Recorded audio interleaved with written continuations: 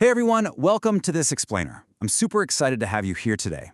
Look, we need to dive straight into this because we're going to unpack a massive blind spot in the corporate world right now, specifically when it comes to Philippine business sustainability. When we talk about corporate responsibility, there's this formula that gets thrown around everywhere. But as our source material reveals, a crucial piece of that formula is routinely ignored. And ironically, it happens to be the exact piece that could make or break a company's future. Okay, so here's the formula you've probably seen a million times. On the left, we've got the E in ESG, the environment.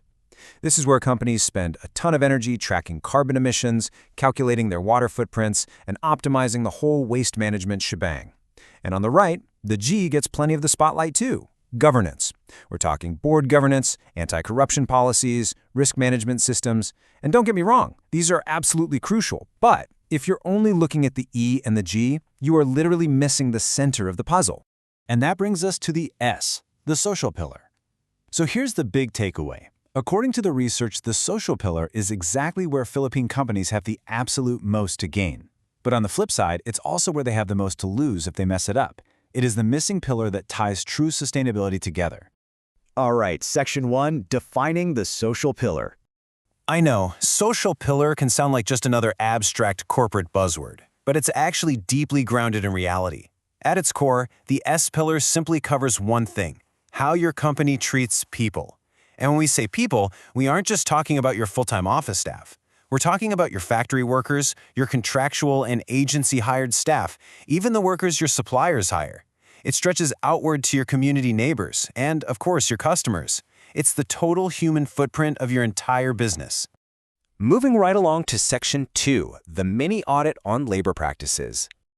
So, we're going to do a quick mini audit together right now to break down the specifics.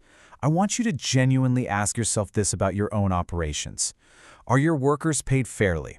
Are their contracts actually legal and transparent? It sounds so basic, right? But true sustainability literally starts right here, at the payroll and contract level. Are your contractualization practices truly ethical and fully compliant? Drilling down a bit further, our source emphasizes that fair treatment means ensuring access to what people are legally entitled to. Do your workers have guaranteed access to SSS, PhilHealth, and Pag-IBIG? The social pillar demands that these mandatory benefits aren't just bypassed through clever loopholes. They need to be actively provided as a fundamental right of employment. Section 3.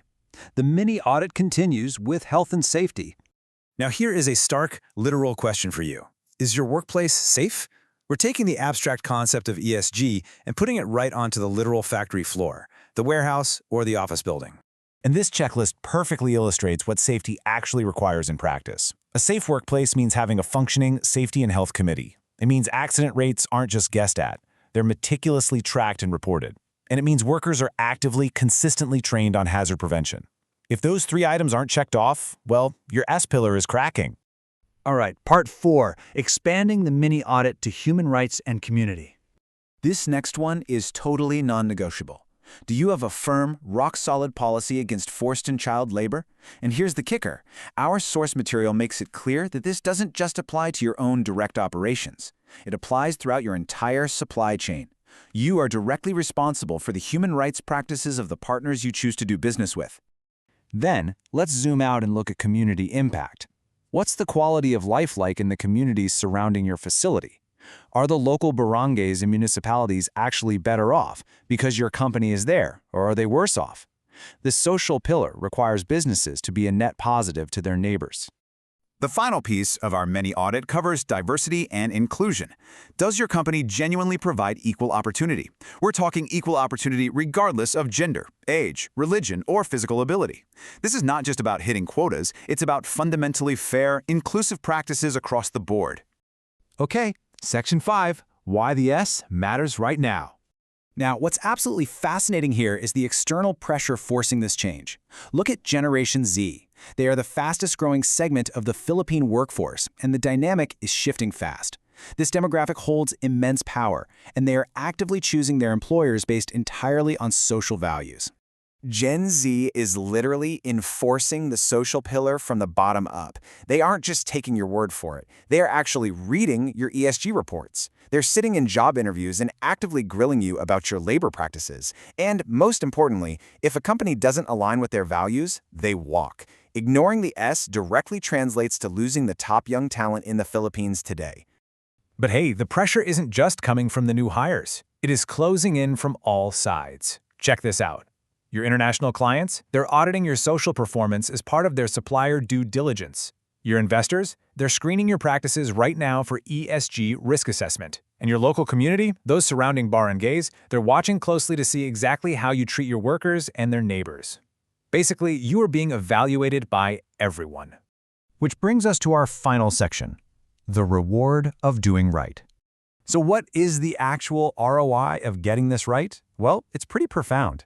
When you genuinely take care of your people and your communities, you attract the absolute best talent, like that Gen Z crowd we just talked about.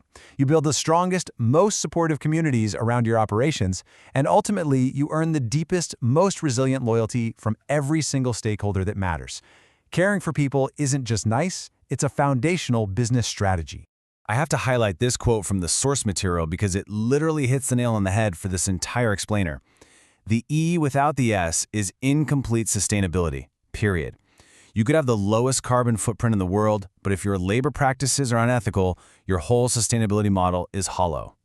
So I want to leave you with this final thing to chew on.